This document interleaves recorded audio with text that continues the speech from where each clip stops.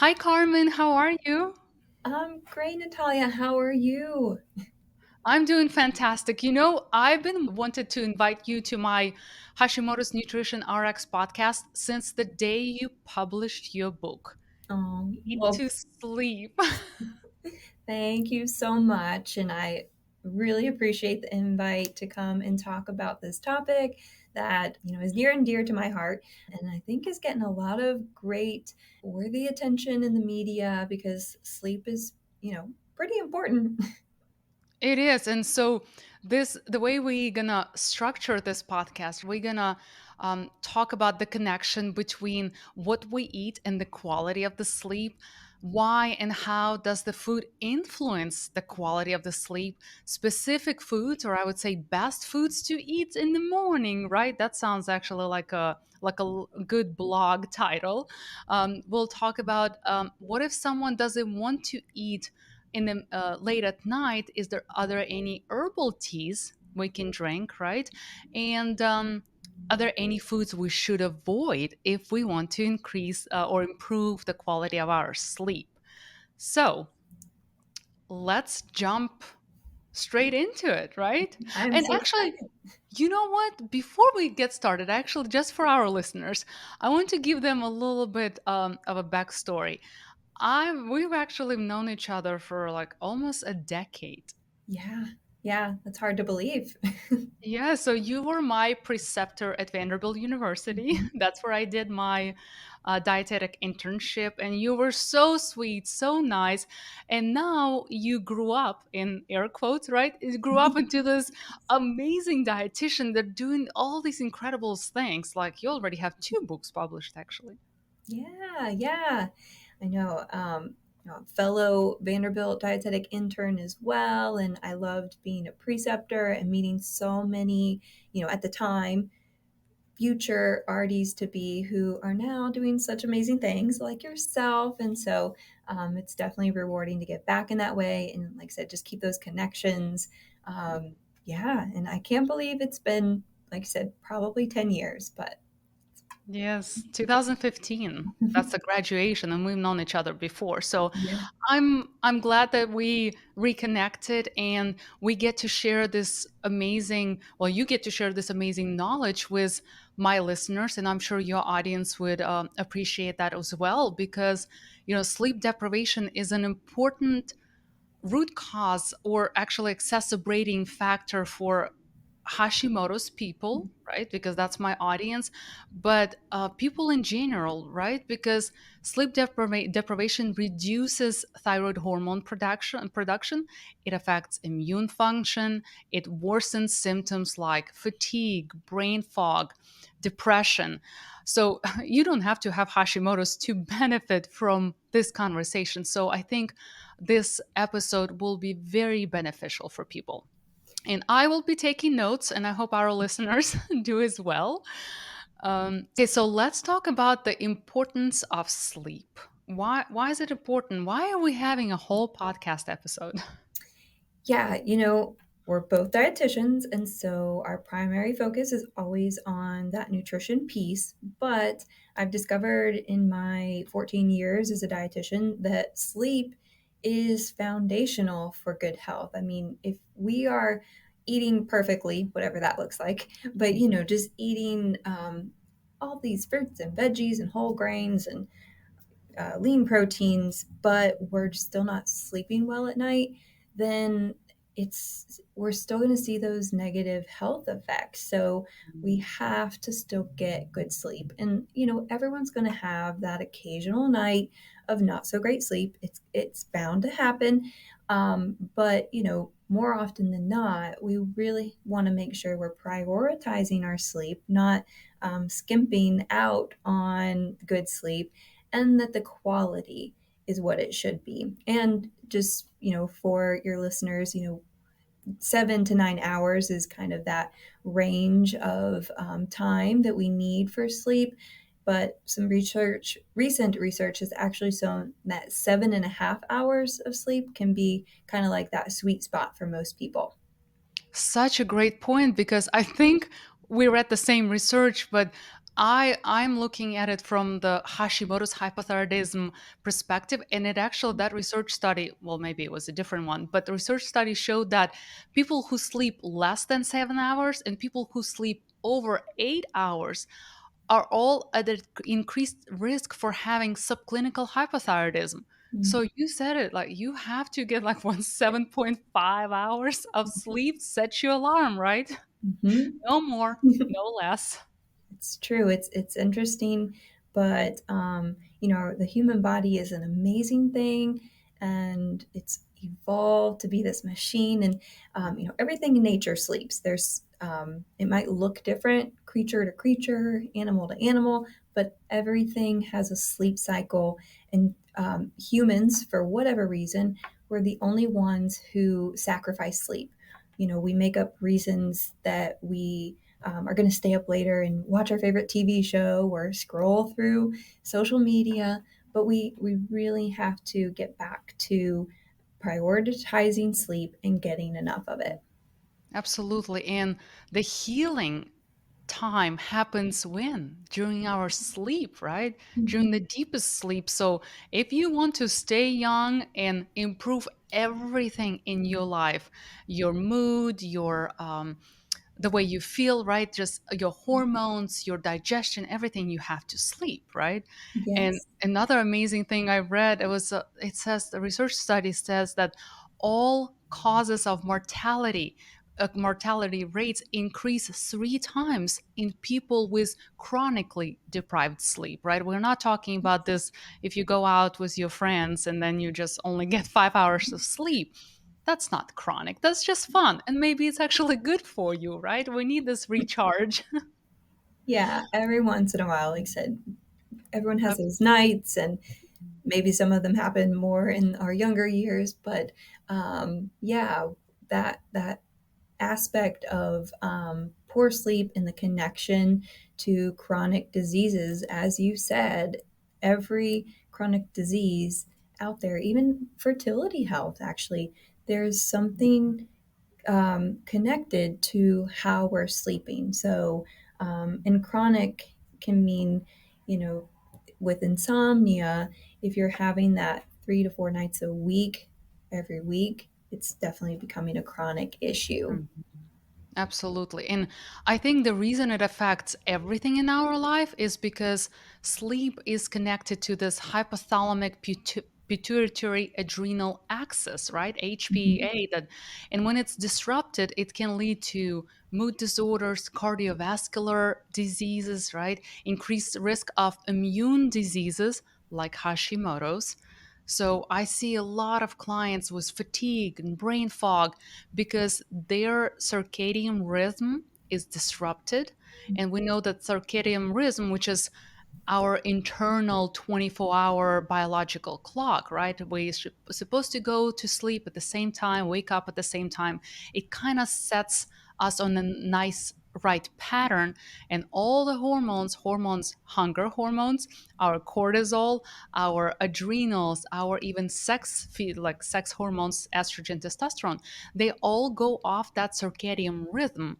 So when that rhythm is disrupted, everything kind of everything feels like an uphill battle, right?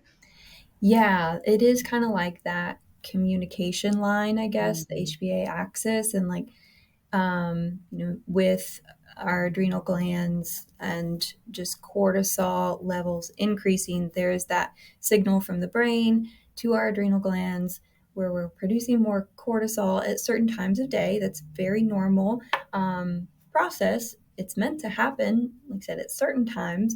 But when we're maybe having too much caffeine during the day, or we are overly stressed, or maybe just overstimulated by certain things, then those cortisol levels can be chronically elevated, which interferes then with that melatonin release and that circadian rhythm of sleep. So we can't have all these different messages kind of going back and forth through that axis at the same time. That's just not how it works. So ideally, once those cortisol levels decrease, and they are lowest while we're sleeping, usually around midnight. That's the lowest they're going to be, and that's when that recovery really starts to happen.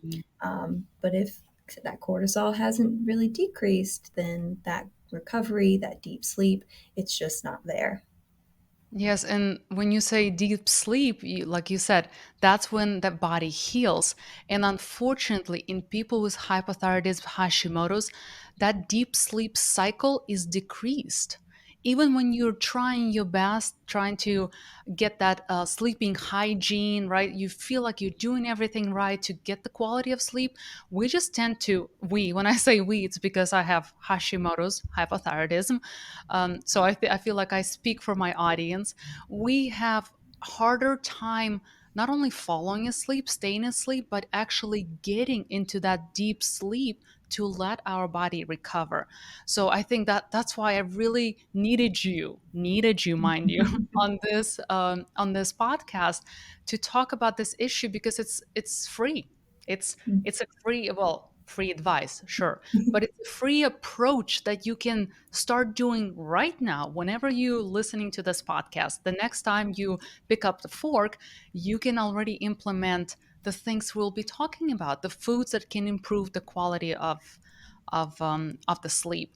Now, the only other thing I want to mention is that with Hashimoto's hypothyroidism, we can be doing all the great things, but if we have low thyroid hormone, if we take thyroid hormone replacement medication, or if we are in a hyperthyroidism rank or range, the quality of sleep will be drastically decreased. So I encourage my listeners, clients, everybody to always test their thyroid hormones before, during, and whatever they're trying to improve the quality of their sleep. So, without further ado, let's talk about how and why food can influence the quality of our sleep. Yeah. So we do have lots of research out there on specific nutrients and how they play a role in good sleep. What we need more research in, and I assume that will be coming, in the decades to come, honestly, because there is such this fascination, number one, but also a genuine connection between what we eat and how we sleep. So we just need to know how certain foods can really get us there. But we do know about the nutrients, and so we know what foods have these nutrients. And as dietitians, we often want food to be first. There's always that time and place for supplements, of course. But if we can, we try to do food first. And I like to think about the nutrients in our food as kind of like our essential tools that we have to have in a toolbox to do a good job. If you're doing home repair and you just have some duct tape, well, that's probably not going to be a great repair in the long term. We need the right tools, and those are the right nutrients to help us sleep better and feel better. And so certain foods can have a positive effect on sleep, while others might interfere with sleep. One example is vitamin B6. If we're not getting enough of that, then we cannot make use of the amino acid tryptophan. We cannot make use of that tryptophan to convert it into serotonin, which is our happy neurotransmitter, but then serotonin is then converted to melatonin. We know that melatonin is that hormone that regulates the sleep wake cycle. So we're missing that nutrient connection there to help the body do what it needs to do. Amazing. And this is just one example, right? Yes. I'm sure you have dozens of pages in the book describing which nutrient does what, because our hormones are basically made, or they are facilitated by certain enzymes, right? They need help to be made by our body, and nutrients are the building blocks of hormones. So, are there any specific foods to eat starting in the morning all the way until you go to sleep to improve the quality of our sleep? Yeah, so in the book I do cover 50 different foods, and the thing is, if you don't like, let's say, spinach. That's okay. There are going to be other foods in the book that have similar nutrients, and I talk about those so that if you don't like spinach, well, you can just have, this other thing instead. Okay, so Mhm. lots of foods to choose from. Doesn't mean you have to eat all of them every day. That would be a lot. But to kind of sum it up, what would that day look like? First and foremost, have a balanced breakfast that's going to include some protein, fiber, and fat. Now, that's just general kind of nutrition information, but on a deeper level in regards to sleep, that can help with our blood sugar stabilization. And when we have fewer peaks and valleys, kind of that roller coaster ride with our blood sugars during the day, then that's reflected at night as well, so that we don't have that drastic blood sugar drop in the middle of the night that might cause us to wake up suddenly. We're potentially like sweating if you've ever woken Mhm. up just drenched, and you don't feel right. And so that's your body saying, hey, I'm having a low blood sugar. Maybe we need to eat something because we didn't eat enough during the day, or we didn't have that right balance there. So, it could be something simple for the morning, an egg with some whole wheat toast and maybe some avocado, or even for the people who don't like a lot of breakfast, maybe you do a banana with some nut butter. But we just need that protein, fiber, and fat. Um, and then I want to make sure that people are staying hydrated, Mhm. because if we're dehydrated, we recognize some of those symptoms during the day, but people don't think about how that affects them at night. And especially if you're prone to snoring, and having dry nasal passages, being well hydrated can actually prevent that, so that we're less likely to snore, wake ourselves up. So, on or for most people, 8 to 10 glasses of water or milk or other decaffeinated beverages during the day can help us get there. But if you also include more of our hydrating foods, our water rich fruits and vegetables, that also Mhm. counts toward hydration. Plus, lots of our fruits and veggies have another important sleep promoting nutrient, which is potassium. Mhm. Yeah. And towards the end of the day, one thing that I often talk about is tart cherry juice. So, tart cherry juice is a natural source of melatonin, and that is one food that we do have great research on. So, that has been studied in a group of individuals who reported chronic insomnia, and they drank an 8-ounce glass once in the morning and then again in the evening, 1 to 2 hours before bed. And they did that for 2 weeks. And after 2 weeks, they actually found that they were able to extend their sleep cycle by 84 minutes. So that's That's almost an hour and amazing. a half more sleep for someone who's had insomnia, which, to some people, especially if you have insomnia, that's probably just like, oh my gosh, what a lifesaver. Like that can change your life. So that's kind of an easy one to start with. Um, but you don't have to, go all in with twice a day. Try once a day, that tart cherry juice in the evening. And again, that's for a natural source of melatonin. Amazing. I had no idea. I Yeah. love cherries, but I'm sure the cherry juice is more concentrated, and that's where you get that punch Yeah. at night. And it is the tart cherry juice. So make sure you're Mhm. looking for that variety. It comes from the Montmorency Mhm. variety of cherries. So tart cherry juice is what we're looking for. Amazing. Great point. And you touched on blood sugar control. That's a huge one, right? I just recently had a client who would wake up in the middle of the night, almost at some point, sometime between 2 and 4 a.m., and she was starving. She said, Mm. I felt like I just needed to eat something or I would pass out again. She would just wake up with this anxiety. So we figured out that it was low blood sugar because she was eating high carbohydrate foods. She's working out. She's doing everything right, as you like work out every day, she's very active, mother of three, like she's very hyper energetic. But then she would follow a Mediterranean diet, which is a great healthy diet, but it's higher in carbohydrates. Her fiber intake was lower. So what would happen, her blood sugar would drop in the middle of the night, waking her up in like almost cold sweats. So we kind of decrease or introduce more healthy carbohydrates, increase fiber intake, introduce those foods that would help you fall asleep, and she stopped waking up in the middle of the night. And Yeah. she was taking like 5 supplements for better sleep and ashwagandha and all kinds of and cortisol regulations, and none of that had to do with was what she was taking. It was just blood sugar regulation, and Yeah. we can regulate our blood sugar with food. Yeah.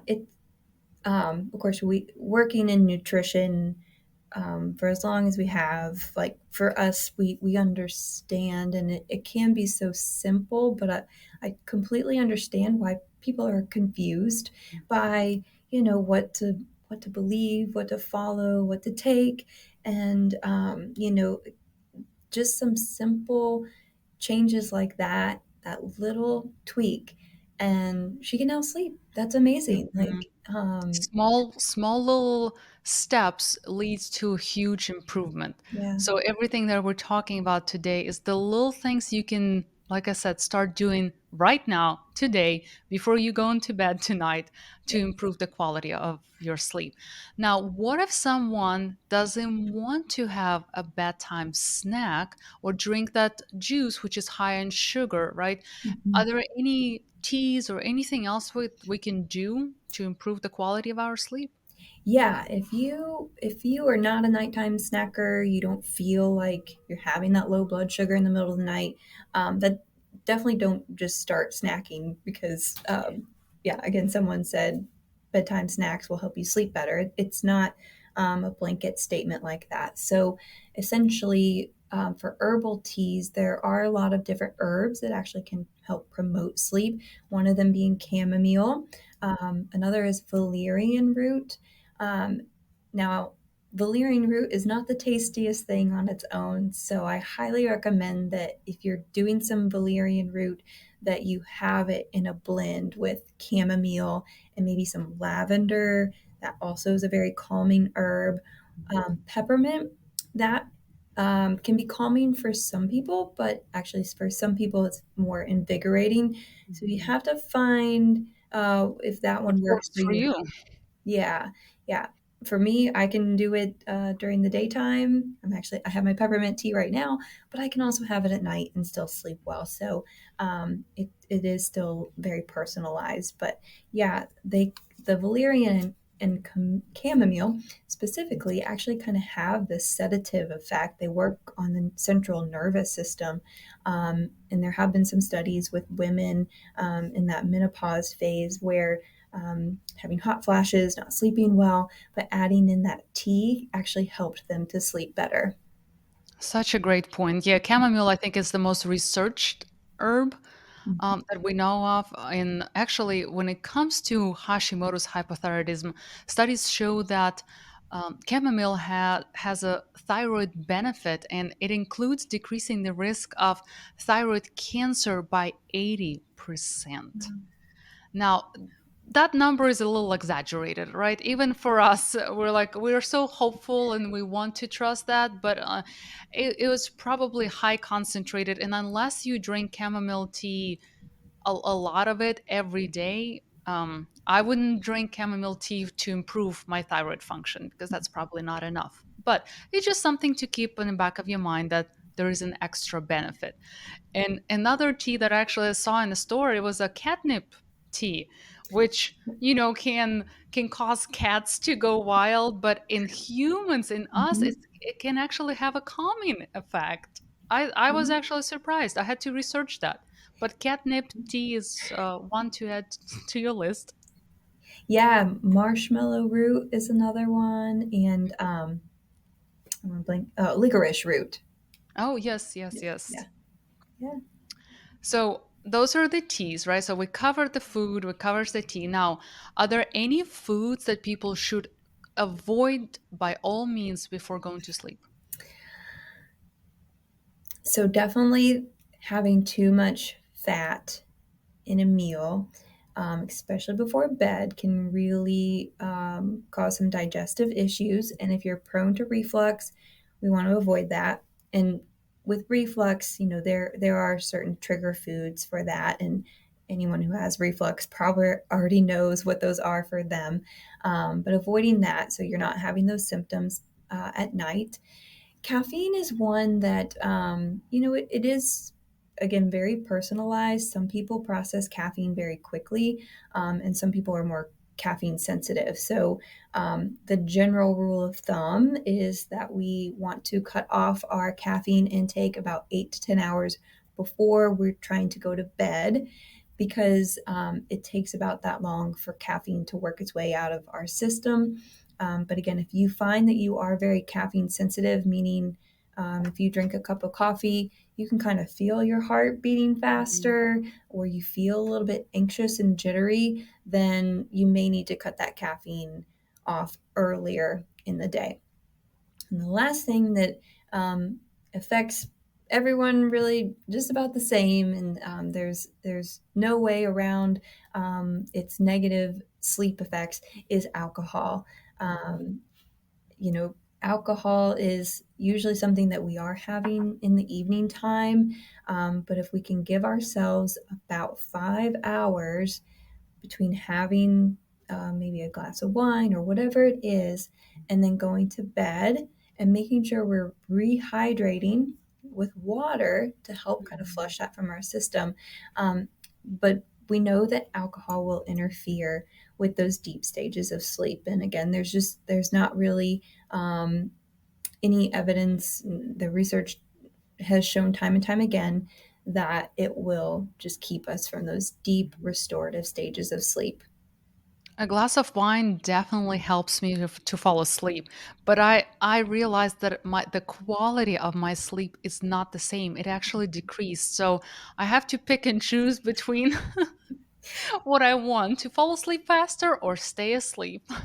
Yeah, that's where it gets confusing again, because people might think, well, gosh, I fall asleep really easily and I think I have a good night of sleep because I don't remember waking up. But that's usually the effects of the alcohol still in our system, where we Yeah, don't it's a actually stimulant. remember, yeah, that we're waking up, or tossing and turning, and not getting to the deep stages of sleep where memory consolidation happens and muscle repair. So, yeah, we have to make that choice. Like I said, kind of like we mentioned with those later nights out, occasionally they're going to happen.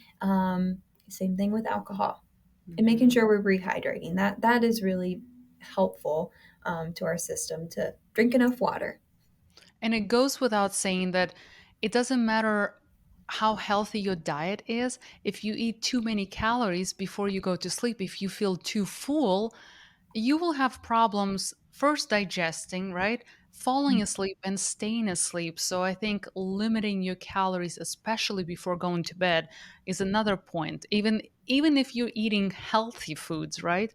It's just how full you feel. Yeah, yeah, we don't want to overdo it in our stomach. That's most times a day. But if that's like our lunch meal where it's maybe a little heavier than usual, at least we have some hours before we're going to bed where we can help our system to digest that. Maybe we go for a walk, or if we're just going to be Mhm. using some of that energy. Whereas if it's, 3 or 4 hours before bedtime, then that is just going to be sitting in our system longer. And like I said, maybe some blood sugar drops could happen. So it's just more prone to poor sleep. Mm-hmm. Absolutely. Makes so much sense. Now, we covered a lot of information, right? We touched on a lot of nuances and approaches.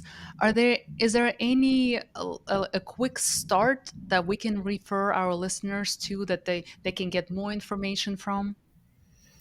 Yeah, so as far as, like a quick start, when we talked about just the protein, fiber, and fat at our meals, but looking for those natural food sources of melatonin. We've talked about the tart cherry juice, incorporating that. Another key one is magnesium, and Mm. that is such an important nutrient for sleep. So, talking to your primary care physician or a dietitian to see what your magnesium status might be, because that can really, really have an effect on inflammation in the body, how we handle stress, and then that sleep. But just quickly, if you're looking for like, what can I do tonight or today, tomorrow, those herbal teas are definitely a great, great place to start too. Fantastic. It's kind of, you summarized it so well. And of course, our listeners can find more information in your book, right? It's available on Amazon. You can probably ship it 2-hour delivery. So they Here. yeah. Yeah. Yes, beautiful. Yes, it's such a beautiful book. It's Thank such a you. Thank full of great information. But our listeners can probably order it right now, and it will be at their front door at 8 p.m. tonight, you. so that they can start getting ready to sleep better, right? And of Mhm. course, we didn't really talk about the conventional treatments to improve quality of sleep, but that's, of course, that we all know about keeping our room dark and cold, right? Avoid screen time before sleep, which I don't think anybody does that anymore. Everybody's on their phone, on Instagram, and I see my followers when they like the videos. I see it all happens at night. So get off your phones, right? Read the book, read Sleep to Eat book. Learn something new, calm your brain down, right? Yeah. So All of those things are still, yeah, equally important. Like I said, your environment really affects sleep, and light. So your devices, your overhead lights, but setting up a very calming kind of bedtime routine can help prepare your brain for sleep. It gives your brain the signal like, oh, we do this routine every night around the same time, and then we get in bed. And so you're teaching your brain to learn how to prepare for sleep again. And that can include that hot cup of herbal tea, maybe a warm bath, maybe some lavender essential oils, like I said, dim lighting, and reading a book. Like I said, that can really help prepare us for a night of sleep. yeah, so many great points. I feel like we all should create a checklist and put it on our fridge and say, okay, am I off my phone 2 hours before and go, is the room cold? Is this, and like, I mean, you named so many great approaches, so I feel like we should have a checklist every time Yes. before we go to bed. Well, funny you mentioned that because there actually is a checklist in the book about, what to do. It's at the very, very back. It's kind of in an appendix, but yeah, actually turned good Oh, sleep awesome. checklist. So yeah, that way you can make a copy of that and just mark it off from day to day to try to help you stay on track. Amazing. And I feel like we, as human beings, we love checklists, right? We have calendars, we have phone, everything that keeps track of what we do daily. We love checking boxes off because we feel more productive. So I think this is a great checklist to include. It's not just busy work. So if you don't do that checklist, then don't complain that you don't know how to improve the quality of your sleep, right? Uh, That's true. I mean, I tried to lay it out and make it simple for everyone, Mhm. but yeah, if people do have questions, feel free to connect with me as well. I'm on Instagram. My name is spelled differently, but you can find me at Karman Meyer, KarmanMeyer. Yeah, I be happy to connect with people and answer questions. And I will have your information. Everything is going to be linked in the podcast notes section, so people can just click, learn a little bit more about you. And you do a lot of recipes, right? You're a Mhm. recipe developer, so lots of other things other than improving sleep on your page. Very cool, very entertaining as well. Thank you. Yes. Well, Carmen, thank you so much for joining Hashimoto's Nutrition RX podcast. I'm so happy to have you here. We need to do another episode to talk maybe a little bit more, or to pick just one topic, because there's so much to cover. I mean, we can talk about it for hours. So I really appreciate your time, and thank you for joining us. Thank you so much. I appreciated sharing and have a great rest of your day. Thank you. Bye.